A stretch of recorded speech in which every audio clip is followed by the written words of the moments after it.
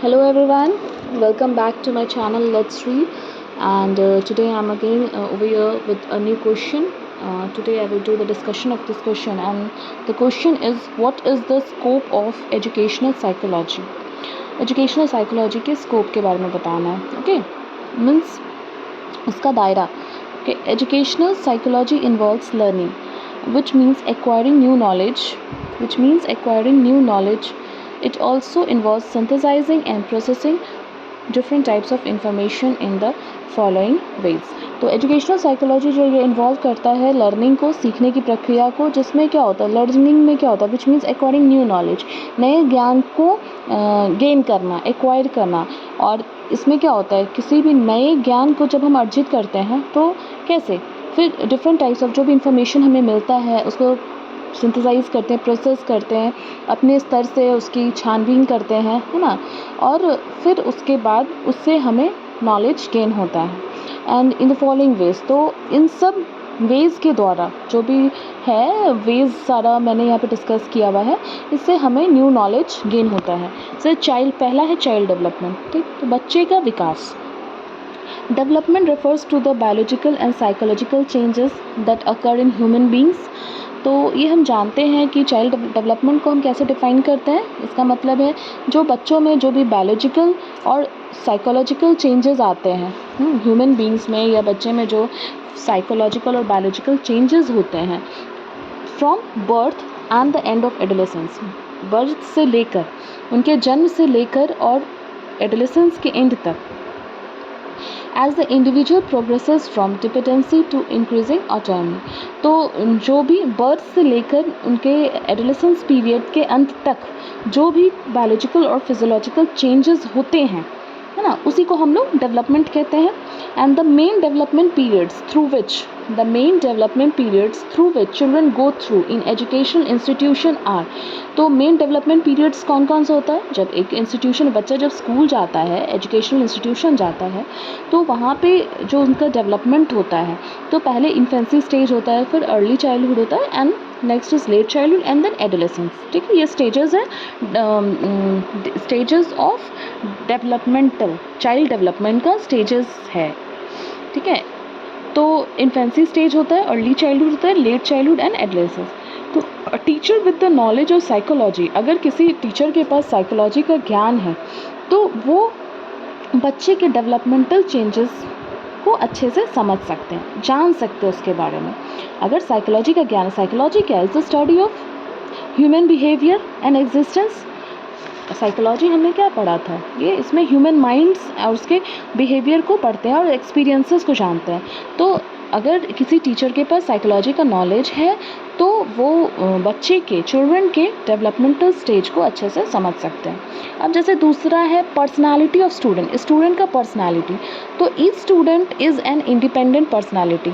हर बच्चा जो है एक इंडिपेंडेंट पर्सनालिटी है, वो इंडिपेंडेंट है और वो आज़ाद है, इंडिपेंडेंट, वो किसी पर डिपेंड नहीं है, और वो एक इंडिपेंडेंट पर्सन. हर एक बच्चे का अपना एक पर्सनालिटी है, और हर बच्चा को, हर इंडिविजुअल को ये हक है, ये राइट है कि वो अपने आप को पूरी तरह से डेवलप कर सके. तो having the knowledge of educational psychology, और अगर उसके पास एजुकेशनल साइकोलॉजी का नॉलेज है तो वो अपने आप, अपने खुद के डेवलपमेंट में खुद की मदद कर सकते हैं, बेहतर तरीके से मदद कर सकते हैं. Now third is process of learning. Learning is acquiring. What is learning? Learning सीखने का क्या हम कह सकते हैं, is acquiring new knowledge, behaviors, skills, values etc. जो हम एक्वायर करते हैं नए नॉलेज को, बिहेवियर को, स्किल्स को, वैल्यूज़ को. तो teacher act as a mentor and role models for students. तो शिक्षक जो होते हैं वो बच्चों के लिए एज अ मेंटर और एज अ रोल मॉडल, है ना, आदर्श माने जाते हैं. वो अपने बच्चों के लिए आदर्श की तरह काम करते हैं, और इस तरह से क्या होता है, बच्चे जो हैं उन्हें देखकर डेवलप करते हैं अपने अंदर appropriate social behaviour and habits. तो वो अपने टीचर को, शिक्षक को आदर्श मानकर अपने खुद के अंदर सोशल बिहेवियर और हैबिट्स को डेवलप करते हैं. Next is, fourth number is encourage students. तो some students work very hard. कुछ बच्चे जो हैं वो बहुत ही मेहनत करते हैं, एंड कम्पीट विद अदर्स, और दूसरों से कम्पीट करते हैं टू स्कोर गुड मार्क्स. अच्छे नंबर लाने के लिए दूसरे स्टूडेंट से वो कम्पीट करते हैं. एंड एग्जामिनेशन पहले मैं इसे पढ़ लेती हूँ एक बार. Some students work very hard and compete with others to score good marks or grades on examination, as good marks or grade create opportunities for higher studies and better job prospects. The teacher should encourage them as guides and helping them in overcoming obstacles. तो encourage students में क्या है ना कि कुछ मैं इसे समझा देती हूँ. कुछ स्टूडेंट्स जो है वो बहुत मेहनत करते हैं, दूसरों से compete करते हैं ताकि उन्हें अच्छे नंबर आ सके, अच्छे ग्रेड आ सके एग्ज़ाम में. क्योंकि अच्छे नंबर से ही क्या होता है, अच्छे नंबर आएंगे, अच्छे ग्रेड्स आएंगे तो उनके लिए संभावनाएं बढ़ती हैं, अपॉर्चुनिटीज़ की संभावनाएं बढ़ती हैं, ताकि वो हायर स्टडीज़ कर सकें और बेहतर अच्छा जॉब को पा सकें. तो teacher should encourage them as guides. तो टीचर शिक्षक को जो है उन स्टूडेंट्स को जो है एनकरेज करना चाहिए, प्रोत्साहित करना चाहिए और उन्हें गाइड करना चाहिए और उनकी मदद करनी चाहिए ताकि वो किसी भी परेशानियों को, ऑब्स्टेकल्स, परेशानियों को ओवरकम कर सकें. मतलब किसी भी स्थिति हो, परेशानी वाली स्थिति हो, परेशानी हो, उसे वो फेस कर सके और उससे पार हो सके. Fifth is guidance and counselling. तो for success and happiness in life the child should be guided to develop a healthy style of life.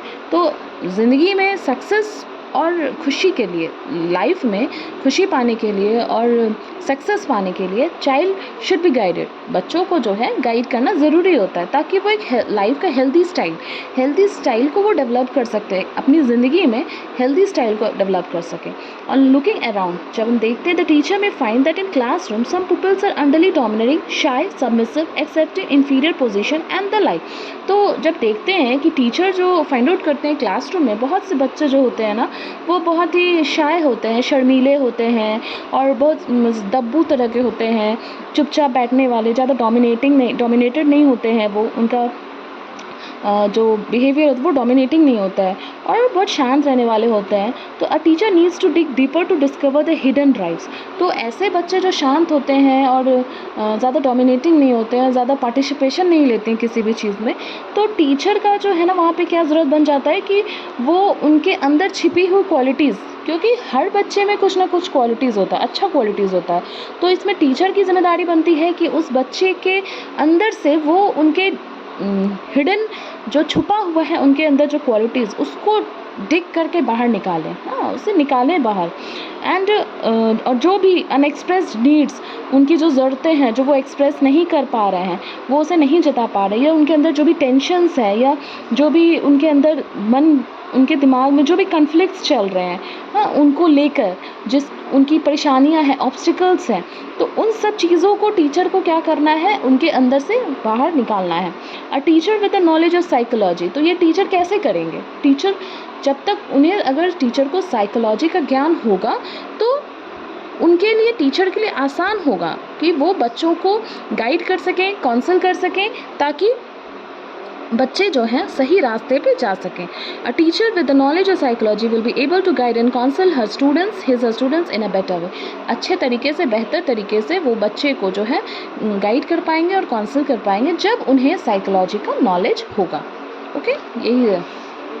तो ये हम लोगों ने यहाँ पर डिस्कस किया, 5 पॉइंट्स डिस्कस किया. तो आपको स्कोप ऑफ एजुकेशनल साइकोलॉजी में फर्स्ट क्या है, एजुकेशनल साइकोलॉजी तो हम लोग समझ रहे हैं, ये इन्वॉल्व करता है learning which means acquiring new knowledge. Okay, and आपका डिफरेंट टाइप्स ऑफ हो गया child development. First is child development, second is personality of students, third is process of learning, fourth is encourage students, fifth is guidance and counselling. तो आप जब भी exam के लिए आप क्वेश्चंस लर्न करेंगे ना, आप टॉपिक वाइज फर्स्ट जो आपका टॉपिक, सब टॉपिक, उसको आप अच्छे से ये मेमोराइज़ करके रखिएगा. उसके बाद आप पढ़ लीजिए जो भी नोट्स हैं और उसको आप अपने वर्ड्स में, अपने लैंग्वेज में इसको लिखिएगा. तो एक क्वेश्चन हमारा हो गया एजुकेशन. मैंने इससे पहले आपको पढ़ा दिया था nature of educational psychology and what is educational psychology. फिर नेक्स्ट वीडियो में मैं डिस्कस करूँगी child psychology. Okay, what is child psychology and what are the definitions given by some of the known psychologists. Okay, like Crow and Crow, उन्होंने क्या बताया child psychology के बारे में.